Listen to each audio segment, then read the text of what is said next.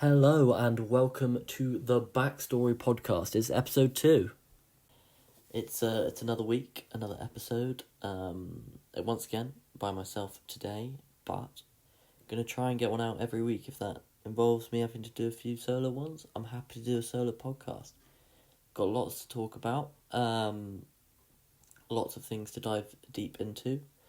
Firstly, I just want to give a little shout out to Joel for doing all the artwork and stuff for the Backstreet podcast, as I think it looks very cool. And yeah, he did that out of the kindness of his heart. So I'm recording this on Thursday, but you'll be listening from Friday onwards. So last weekend we had the Formula 1 return, and shockingly, surprisingly, Max Verstappen won quite comfortably as well, which was disappointing, followed by Perez and then Carlos Sainz. So really nothing's changed from last season apart from how the cars look, but 22 seconds clear off the start, not off the start obviously, but off the first race of the season, and he got the fastest lap. It looks like it could be another year, of Max Verstappen dominance. What would that give him? He won 21, 22, 23. So if he wins 2024, that's his 4th world title. Seriously, Max Verstappen could overtake Michael Schumacher and Lewis Hamilton in world titles. It's definitely possible. Also, sorry that there's no camera this week, but it'll just be... if you're listening on Spotify, it doesn't affect you at all. But if you're watching on YouTube, you can just stare at Joel's lovely artwork. So what have I been up to in the last week? Obviously, I watched Formula 1. Went to cross country, so... obviously, I'm running the London Marathon this year, so at the start of the year I joined athletics, encouraged by my good pal Grace on my course. So athletics compete in the Westwood cross country, I think that's what it's called, Westwood League, which is six races across the cross country season. I've been to 3. I take photographs because I'm not quick enough for the cross country. It's not my thing. But it's a very fun social event. So we had the final one this year, my last one, because final year of uni, and it was an amusing thing.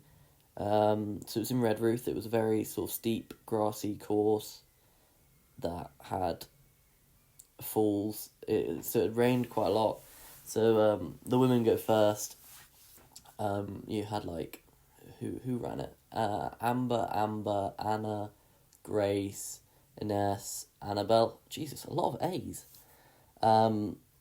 They ran it, and it was good. They were quick.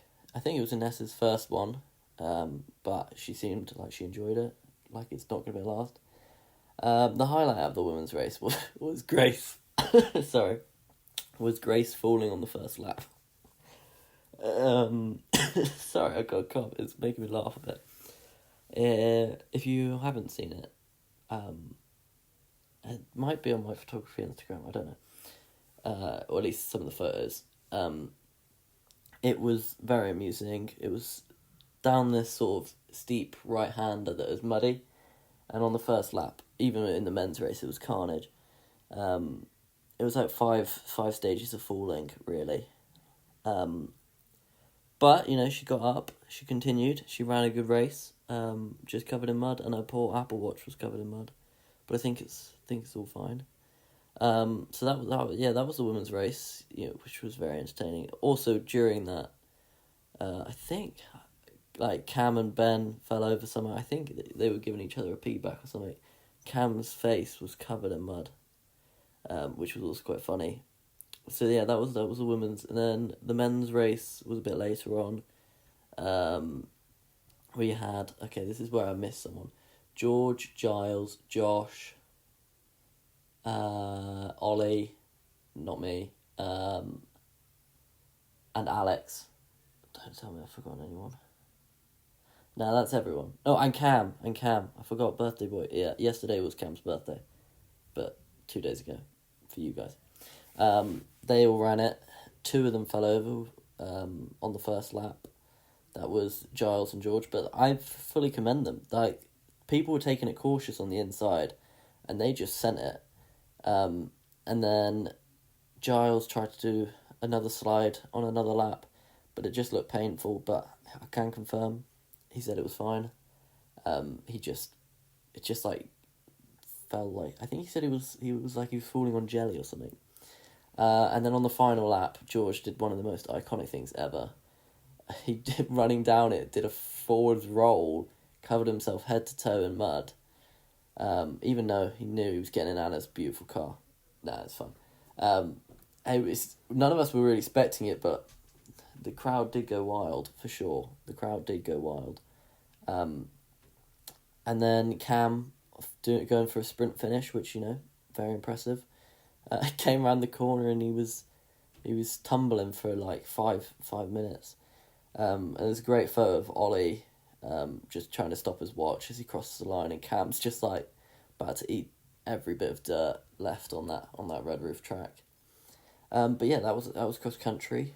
Very fun. Sad that I won't have any more, so maybe I'll have to come back down and visit, and come along to one of the Westwood League races.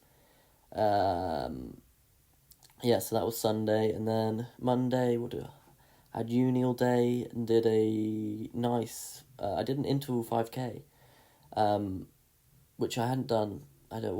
Normally I would do intervals at track, but I don't go to track anymore because, I think I was overtraining myself.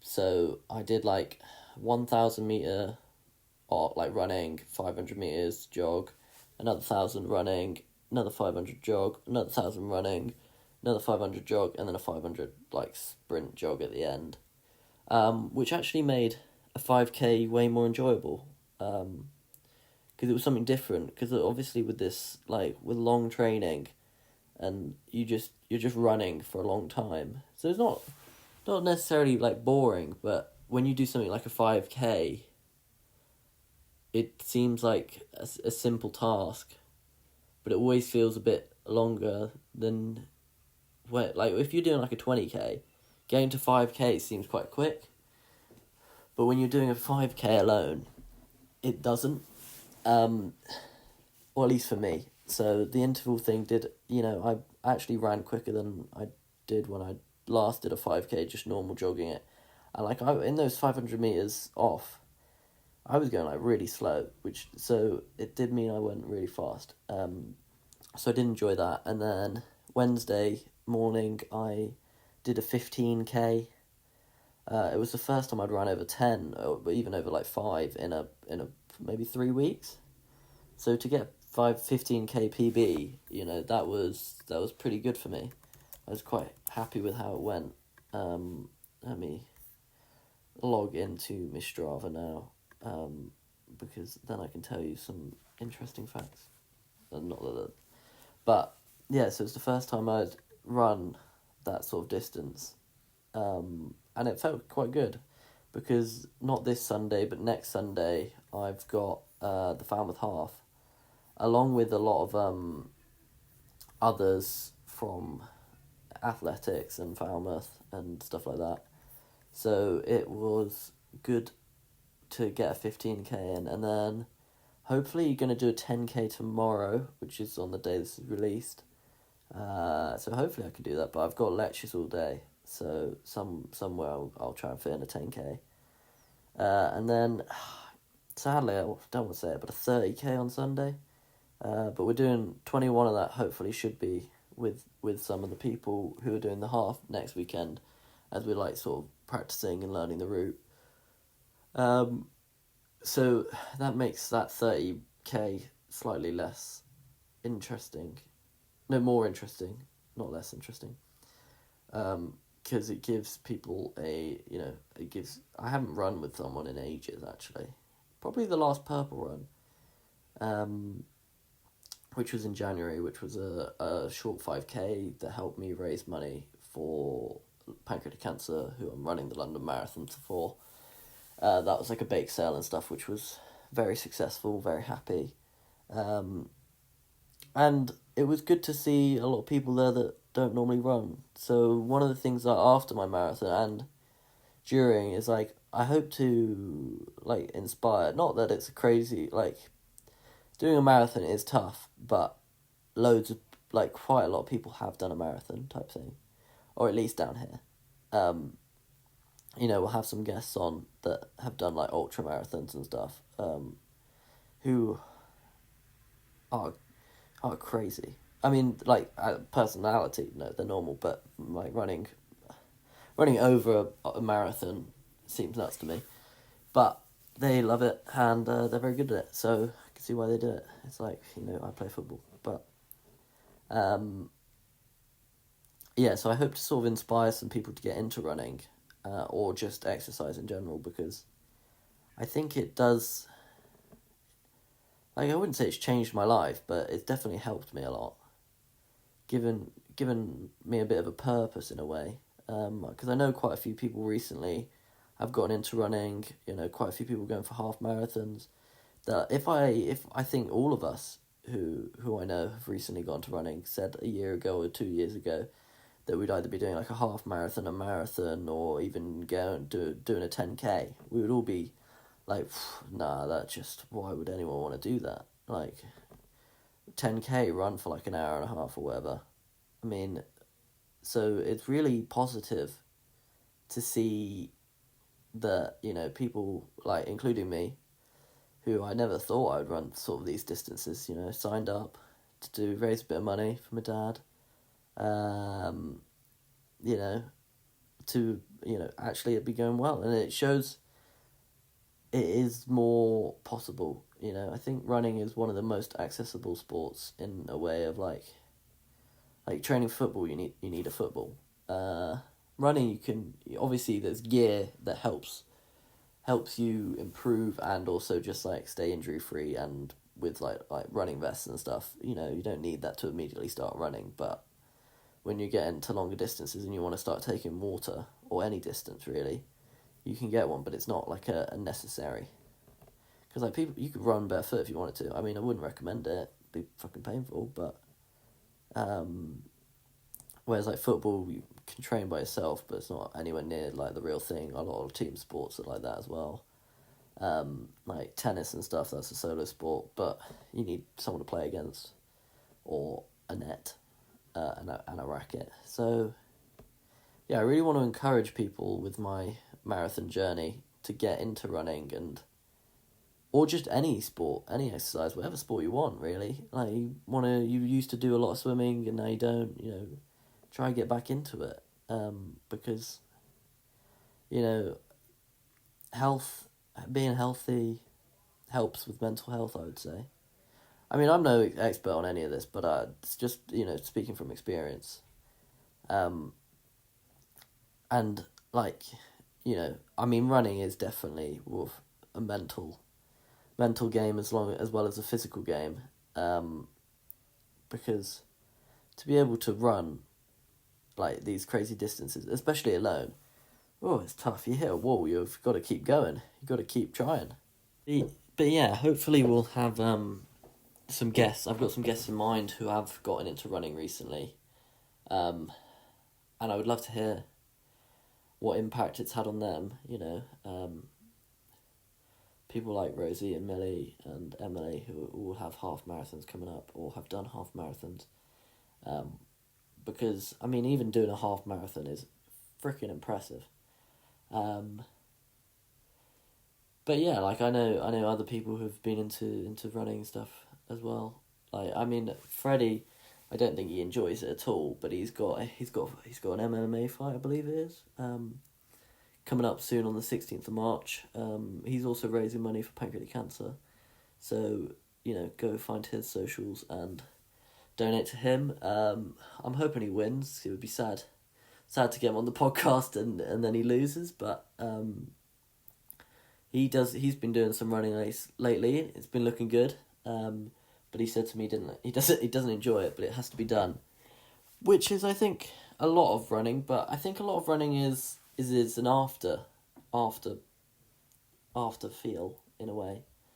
You know, like during it, you can either you feel alright or not, but like at the end, you know, coming back, stopping a watch or something and looking at like 20k or 10k, being like, whoa, I ran 10k. I mean, I did my first 10k in July last year, and I mean, Grace can probably vouch for it. I didn't shut up at how, like, I was like, I just ran a 10k. And now, I mean, this week I'm planning on running, I've already done a 15k, I've got a 10k and 30k, just, like, progress. I'm not quick at all, but progress in terms of just achieving and just, like, pushing through, getting the distance up is, I mean, it's ridiculous. But, you know, I've basically, every year I used to say, running is going to be my, like, New Year's resolution. You know, I want to run once a week. At the moment, I plan to run like 3 times a week, which, I mean, yeah, go back and tell me, like, I used to do it for like 2 weeks in January and then I'd give up because, one, I was doing it all wrong. I was just running way too fast, so it was just unenjoyable. 2, I think, big thing that helped me is a plan. So I did, like, possibly the world's longest marathon training plan, 26 weeks. I'm on week 20 at the moment. And this just meant I could get into the routine of running, and I was injured for at least maybe 10 weeks, maybe? Or, like, you know, not really doing what I was meant to be doing. Like, January is when I actually got into the stride of, you know, run Wednesday, run Friday, long run Sunday, and actually built up very quickly. So in a way, I'm sort of disappointed I couldn't get into that groove back in October when I started, because I think I would be in a much better position than where I am now, and my pace would definitely be higher. But, you know, I'm not worried about pace or anything, but, you know, everyone has their internal goals that they want to reach, and different times. Because I mean, I know I'm not going to beat anyone on the athletics team because, I mean, they're on the athletics team for a reason. Like, running freaking Speedy Gonzalez's, all of them. But, you know, running isn't about speed. I think that's a big misconception about it. You know, because my sister started running, and I think she'll agree. She's not very quick, but she did those runs. I think she also hated it, but she's now in Australia, so she doesn't need to worry about that. She has way more cool things to do than go on a run. Like, what did she went on this boat. You know, I will have her on the podcast at some point, but time difference. So either will be soon-ish, or it will be when I hopefully go out to Australia, which is something I've got planned to do with my cousin Jake, who I'm hoping to have on the podcast as well. There's a lot of people I want on the podcast. Jake is currently doing his A-levels at the moment, and I'm obviously in my final year of uni. So, and I don't think Jake at the moment, like, my last conversation with Jake, he didn't want to go to uni. Obviously, that could have changed by now. He might message me later saying, "Oi, Ollie, I'm not coming to Australia with you. I'm going to Australia." No, I'm going to uni. We could be going to uni in Australia. That's the thing. Don't know how many unis there are in Australia. I can imagine there's loads, but also, why do I care? I'm not from Australia. But that, yeah, so maybe it'll be, I mean, obviously, multiple episodes. You know, me and Abby probably have a lot to talk about, seeing as, you know, we grew up together. Lots of stories in there. And also, she's travelling Australia, which is something I think a lot of uni students want to do, and people in general. I think in our age group, or like people similar to my age, you know, 16, 17, 18, 19, 20, 21, 22, that sort of, travel is much more of an important thing than I think when our parents were our age.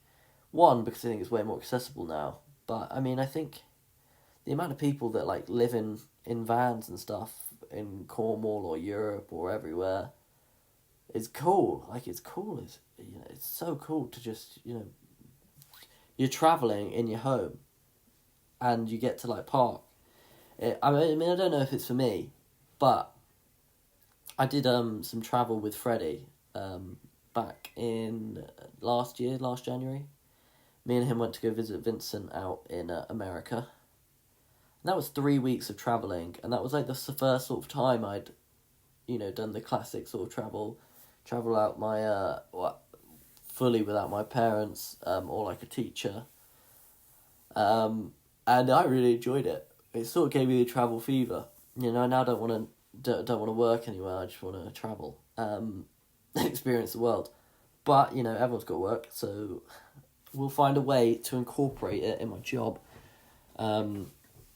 But yeah, that was really cool traveling around America, and I'm sure Freddie and when Vincent comes on, and hopefully at the same time at one point, we'll talk loads into that. But we basically did Atlanta, Washington DC, and ended in New York, and Freddie went on to Boston and stuff. But yeah, I think that's probably one of my favourite, if not my favourite trips in my life, because it was like freedom. It was like finally, it felt like I'd probably become an adult in a way, and we just did what we felt like.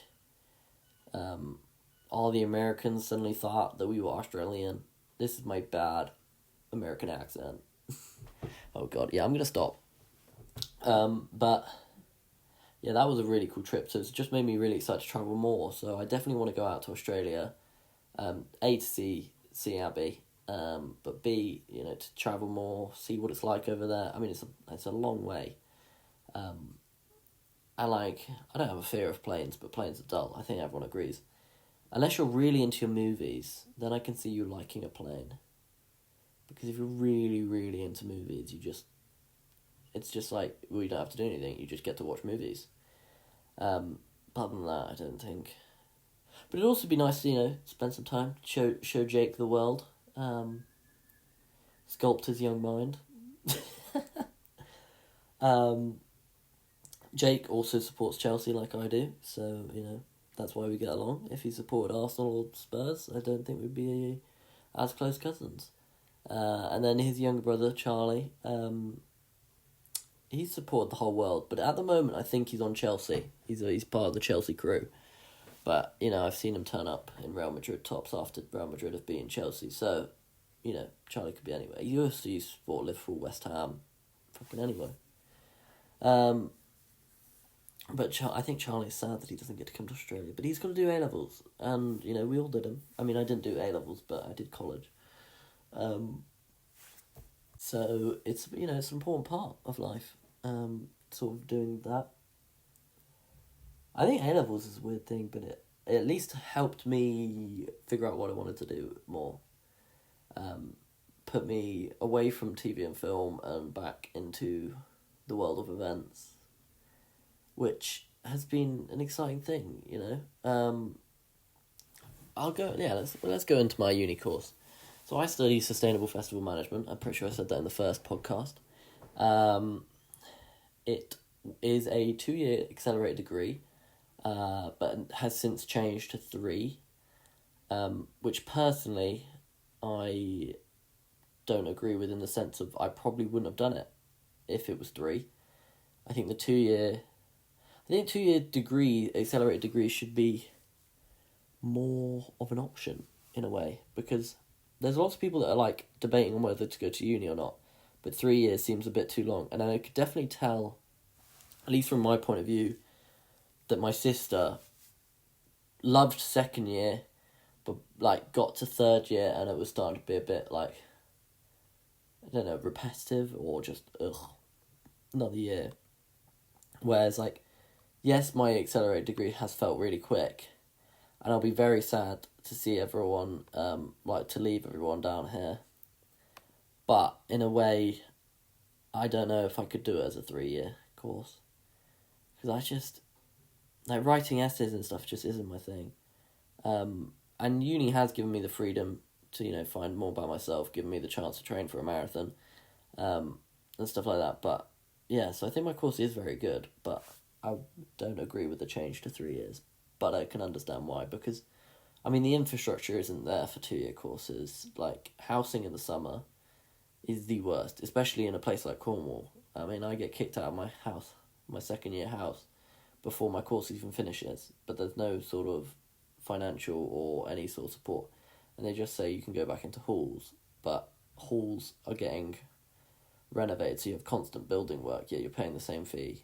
And like, my last year I went into halls for 2 weeks, and they didn't clean it before the people who'd lived there all summer.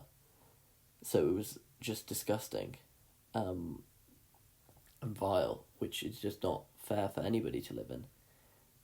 Like mold all over the sinks, and like just left. It's like they literally just like moved out and just like left all their dirty plates and stuff. It was gross. So I really don't want to go back into halls, but I'm still sort of figuring it out, and I'm sure I'll speak about what I have done when I do figure it out fully. But yeah, so my course, we did marketing and some other stuff in the first term. Marketing was the one that stood out. Really enjoyed that. We did a presentation and a report. Marketing is something I've always sort of, not always been interested in, but it's a very creative yet corporate job in a way, I think. I don't think that's fair enough to say. Obviously, people use marketing skills every day. Like, I have to market this podcast. I've had to market my YouTube channel. Clearly I'm not great at marketing, but and stuff like that. So that was cool. And then in our second term, we did our first ever class sort of event. We did wildness. So there's 9 of us in my course, including me. I was promotions manager, which means I worked alongside Izzy, who, she is like the god of marketing in a way. Fucking loves social media and posting, and it gets incredible wizardry with Instagram. So she was head of marketing and I was promotions manager. So I did a bit more like camera work stuff, where she did like the graphic design, creating of posts. And then we worked closely along with Cody, who was, I can't remember what, like head of artwork might have been her official title. We're talking like over a year ago now. So she did our posters and stuff like that, and some other artwork, and then also designed, like, on the day, the event space. Great artist. And I believe her friend helped her turn her drawings into online digital. I think that's what it's sort of called. So that was sort of like, they're sort of the 2 people I worked with most closely on that one. But that got me an aspect of like, I wouldn't want to do marketing full time, but I enjoy it on the side. And I think that was a very successful event. We worked alongside Creative Events, who we sort of looked after the whole festival as a whole, did like ticketing and stuff like that and marketing, and then they had their sub-events within it. So, I've worked on Carfest. If you know what Carfest is, Carfest sounds like just a car festival, but they brand it as 7 festivals within. And that's sort of what our wildness was, with their 4 events going on, one of them going on all day. I think it was, what's it called? It's lost my mind. It was a sea exhibition, photography and art exhibition. So that was in one room, and then in our bigger room we had like live music and lost and found a game and DJ, some music. And also, I think, a motivational speaker, or a speaker of some sort. I think he was motivational. So my job on the day was to do like photography, and stuff like that, which, I've got a photography Instagram account, OJ Photography 04, that you can see photos from the athletics that I was talking about earlier, but also wildness, and our most recent event, which I'll get into in a minute. But yeah, I really enjoyed it. I've done a lot of event work beforehand, but it was, it was fun to play a higher role and do a bit more of the pre-stuff, because I'm normally a very on-site person. I mean, I think as a team, a lot of people were very, not panicked, but a bit stressed. And personally, I definitely am way more chill compared to everyone else. But, I mean, everyone has their own style. Sometimes I think I'm too chill because, like, something's going wrong and I'm just like, dude, don't worry, it's going to be alright. You know, we're going to get through it. So I think some might not have enjoyed how chill I was. But, yeah, it was a good event. Two really good bands played. Polar Snare and Sunburnt Jams, I believe. I got some good picks for them. Yeah, so that was our first event. You know, that was a good learning experience, you know, being promotions manager. That was in our second term of uni, so that was like the final term of first year, like on your normal 3-year course. And then we had our summer term, which was like the first part of second year, and you could tell there was definitely a bigger jump. You know, we did this live sustainability challenge, which was a team challenge, and legal and finance, which everyone was terrified for, including myself. Legal and finance seemed like a scary title, but weirdly it's been one of my most enjoyable modules to do. So I'll go into legal and finance first. So legal and finance, we had to do a presentation and a written report. So we had a report on, I don't know, it might not be a report, but I don't know, essay basically, on like the legal issues that this made up venue and event would have, which I didn't enjoy as much, but it was, you know, I can't say that, tolerable. I'm so saying that wrong. But yeah, so, you know, I mean, I've watched Suits, which does not mean I'm a lawyer or anything. So I felt like it felt a bit like I was going into being Suits, but I more enjoyed that. Weirdly, I more enjoyed the numbers side. I've never been good at maths or enjoyed maths, but making like a cash flow and stuff like that was really enjoyable. Tough, but, you know, I understood it. Once you understand it, I think it definitely helps. So yeah, so I think I did pretty well on that. And then the live sustainability challenge, I worked with Caitlin, Grace, and Pippa, and we used a current company called B-Brick. We didn't use them, but like we used their idea. They're bricks that you can put in your house, any buildings, or even get like outdoor pillars for habitating bees, which I think is a really cool initiative. And they're very it's all sustainably built and stuff. They just are really expensive, but understandably why. So we used their sort of idea of bee bricks, but like created a program to get them more out there. So there's, I don't know how many gardens, but there's lots of gardens in Cornwall. So we said we would sell them to gardens and subscriptions and stuff like that to try and get them more out there and stuff like that. It's obviously all hypothetical, but we worked really well as a team. That was one of like my easier ones in terms of just because we had such a great team, you know. Everything got done. Grace met the love of her life during it, Gantt charts, which I don't know, when did she last do one? She must be missing them. But yeah, no, that was a really good team, and it was also not lovely to be, apart from all the housing stress, lovely to be in Cornwall in the summer, you know. Did surfing with Izzy and Grace, that's on my YouTube channel. I mean, there was no waves, but it's a funny video. They got to be mermaids. Jumping off the pier in Flushing with Anna and Ellen, that was fun. Ellen's impression of, we would like jumping off and we were suggesting different things to do. So like one was driving a car, being a dinosaur. I suggested Grace at Mangoes, and Grace loves, I don't know, well, I think she prefers Kings. We'll have to get on the podcast and ask. But Ellen did a good impression of Grace at Mangoes. But that, yeah, so it's just fun to be down here. It's like, I don't think I would have suited a uni, like in a city. One, because I'm not a massive fan of going out, but like just being by the coast and having all these adventures and stuff It's so fun, generally so fun. So if you are like me, not a massive fan of a night out, I still do go on the occasional night out, but much prefer daytime activities. Come to Falmouth, you'll enjoy it. They should pay me for this promotion. Actually, I have suggested that I don't like the way their courses run.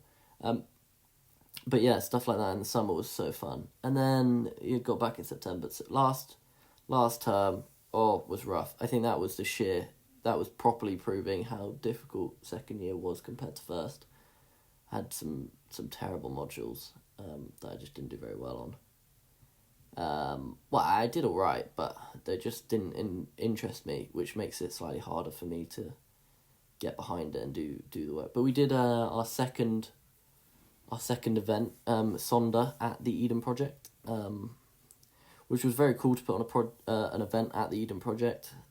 This time I was head of legal and finance, hence coming from me enjoying it so much. I obviously got the role of legal and finance. We had run, greatly by Izzy, as she left her marketing behind, which surprised me a bit, and was, project manager.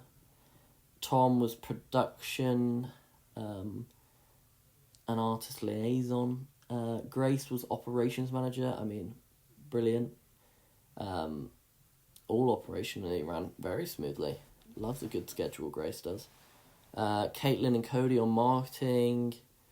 Jay on... he had a title of weird, but partnerships, but not partnerships. Maybe it was partnership, I don't know. Tallulah was sort of head of volunteers and people and stuff like that. She worked in we had a wellbeing tent. She sort of had that up with her many volunteers, which was actually very good. Scott was something to do with production as well. I don't think I missed anyone else out. Yeah. So it was sort of an immersive festival in a way. We had music in the med biome, we had drums and poetry in the rainforest biome. I mean, if you know Eden, you'll understand this a bit more.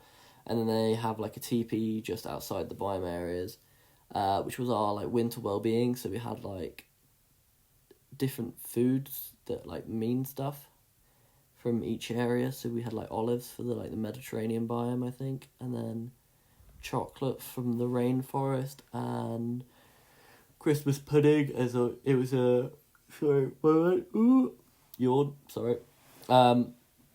which was from, because it was around Christmas time. I think it was 5th of December maybe.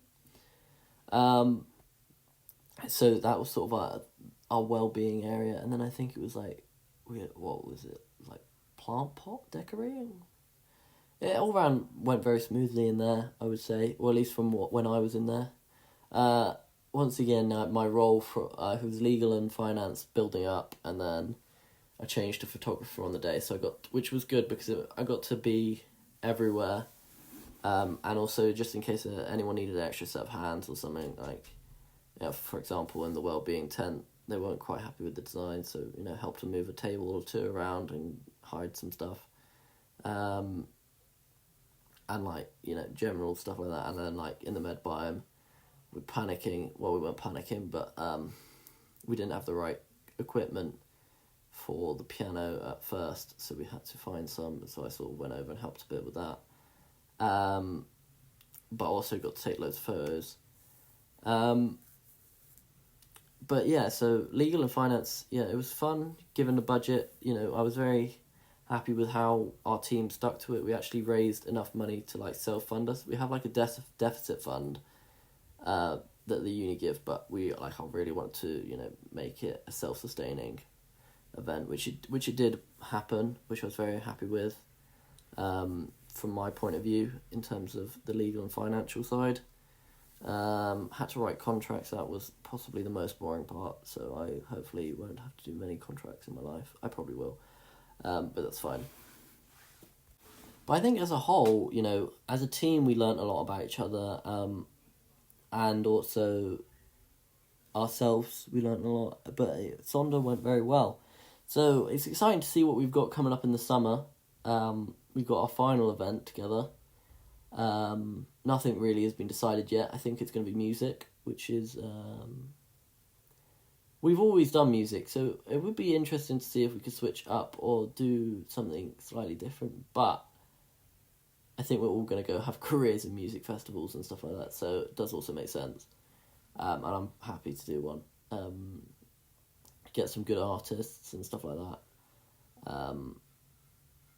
I mean, I would love the Fundamentals to play, who is a family friend, band of a friend of mine, Tom, who I hope to get on the podcast as well. I think there's 5 of them. Maybe 5 or 4. It's changed a few times, so don't blame me if I get it wrong. They got some great music, so it'd be lovely to have him on the podcast and even maybe the whole band. But it'd be good if they could play. I mean, obviously, I don't really, I have a bit of say in who plays, but we don't know rules. And also, I mean, it's they're from just outside London, so it's a long way to come down to play here. So, unlikely, but they're one of those bands I think are good, and I also have a strong future. But yeah, so it'll be fun to see how our event goes. But at the moment, we are doing ethical leadership and stuff. I think I'm an alright leader, but this is sort of testing my knowledge, testing how good I am. I've got a presentation due next week, so got to continue working on that to get ready to present it. And I mean, I do enjoy a presentation. I think I enjoy presentations more than anything else, and more than most people. Which I find, I don't know. I just feel like I'm a fairly confident presenter when it comes to presentations. We're also doing like a portfolio in that module, which I think will be really cool to look at the end. Business plan, which I think is good because it, I do want to start my own business one day. So it will be good to see how, have a business plan for a hypothetical event and stuff like that. Sorry, I'm just getting messaged by a potential guest. I think he's agreed to come on. I don't know. I'll keep him a secret, just in case. You don't know who's coming next on the podcast. But that would be good. I still forgot what I was speaking about. Oh yeah, portfolio and business plan and stuff.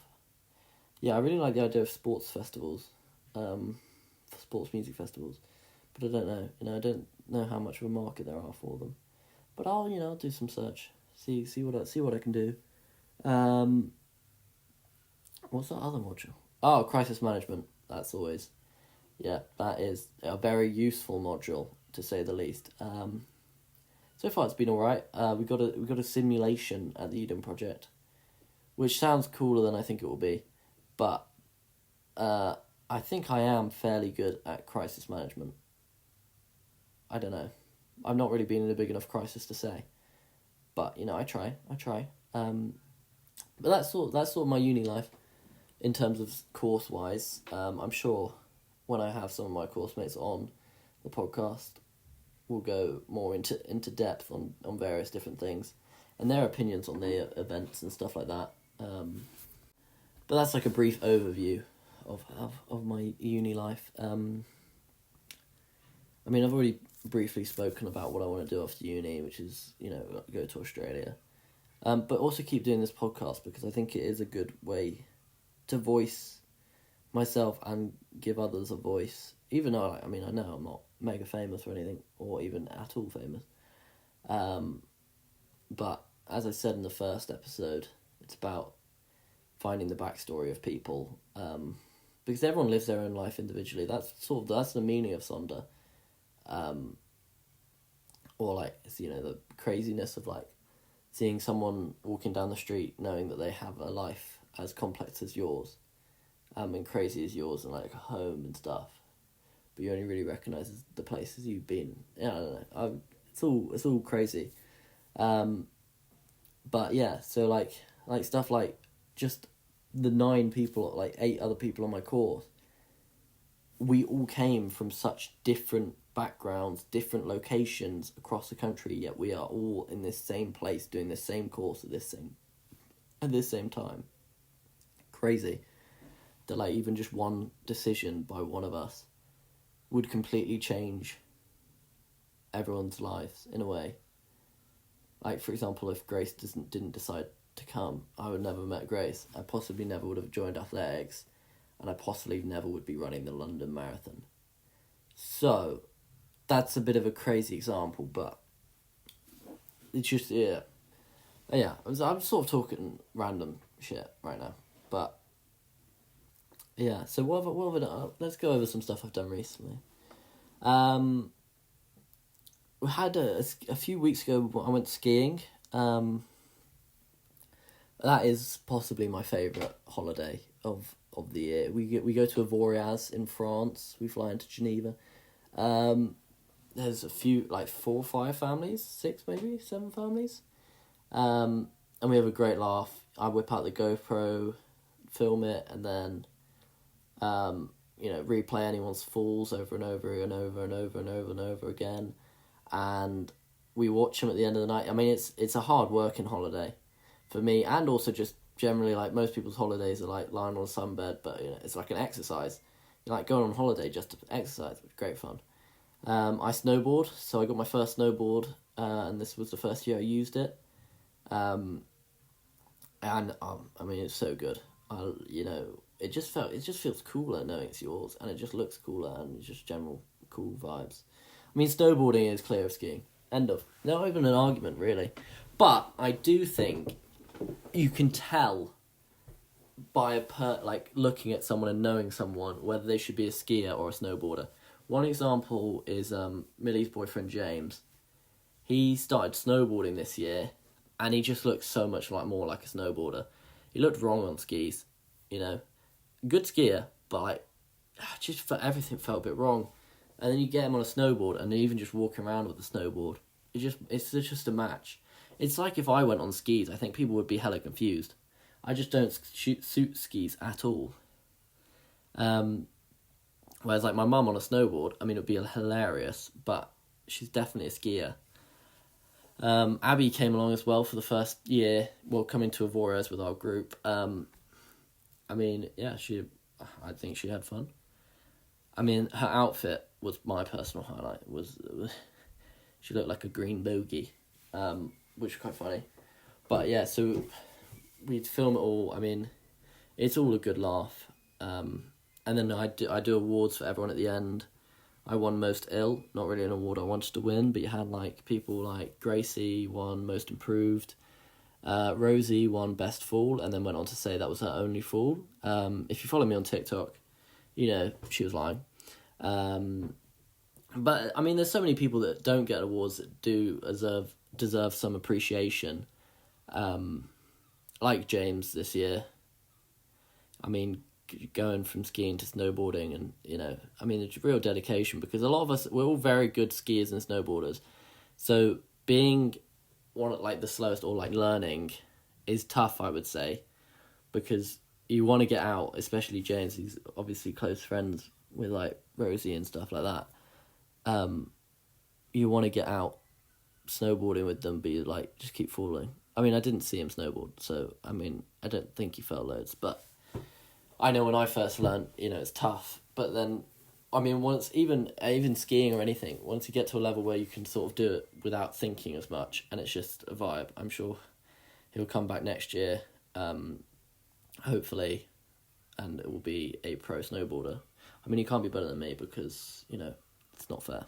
I've already got Max coming back to take my best snowboarder award, But all I am going to say is our snowboarding group is getting bigger and bigger. Soon we'll have more snowboarders than skiers. Unlikely, but hopefully.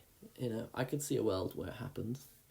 But yeah, skiing is so much fun. But even the mums who don't ski that much, it's great to see everyone enjoys it in their own way. Like, Milan loves a drink, but he's just like 8 a.m. I've never seen him. He when we go on. Milan's my uncle. We go on holiday at Christmas and stuff. You won't see Milan like until like at least 10 a.m., 11 a.m. On a ski holiday, he is first up, and he won most dedicated, and he deserves it. And he just goes and goes, and then you have like my mother who loves to ski, but also have a sit down with a rosé and look at the beautiful views, because I mean the views off the mountains are incredible. I mean, if you've never been skiing or snowboarding, I would recommend it for sure. I would love to do some more. Maybe at some point in my life do a ski season, see how good I can get at snowboarding. But yeah, and I mean the amount of support I get for the videos and stuff is very appreciated. You know, it was scary when I first went on the holiday with them, because they all, you know each other very well, see each other a lot outside. I mean, Millie and Rosie live together. I mean, they are siblings, but I mean they've moved. You'll understand. And stuff like that, all very close. So when I first went, I was a bit not sure how it was going to go, but came along, and I mean, loveliest people ever. Great holiday. Done it 3 years, hopefully 4 next year. But I believe Rosie is not coming along, which is sad. You know, big personality in the group. I think she won best person. Yeah, she won best person of the holiday. Which is always a tight category, but you know, it'd be sad for her not to be there. We got Lulu dancing with random 4-year-old men, which is always funny. But you know, it's all about having a great time, no matter how you do it. But yeah, I absolutely love the snowboarding holidays. I wish I could just do it more, and I think everyone wishes that as well. Who goes? Also, well done to all the parents and stuff, and Wendy and Jenna and my mother and Debbie, all for like organising it all, because I mean we get like a big coach up, we stayed in a hotel. It seems like a lot of effort, and we go to Folly with like 40 of us, massive tables. So yeah, big shout out to them for organising it all. But yeah, that's one of my favourite holidays. I don't really know in terms of holiday in the summer what's going to happen. Last year I went on holiday, you know, me, my mother, my sister, Freddie, Henry who's done a marathon, let's say 1.5 marathons, and Phoebe, and then James, which was good fun. We went to Sicily for the first time. I've never been to Italy, or Sicily. Like, we went to just outside Palermo,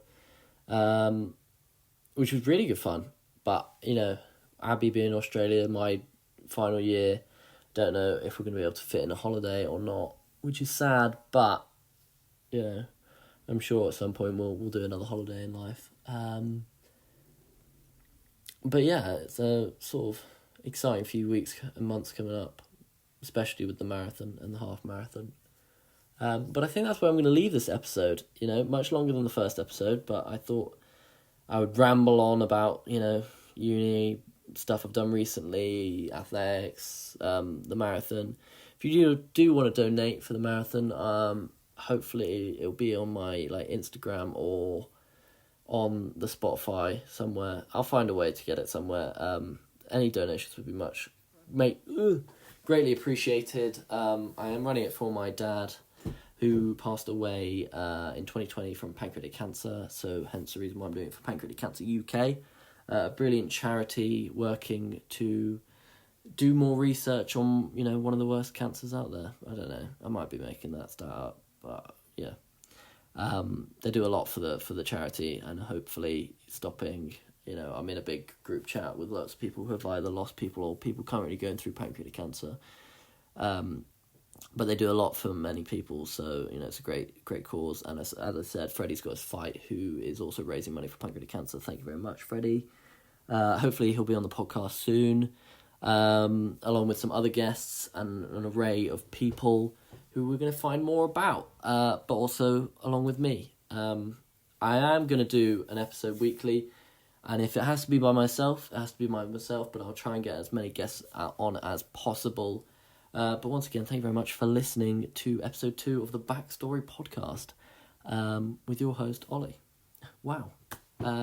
See you guys soon. Thank you very much.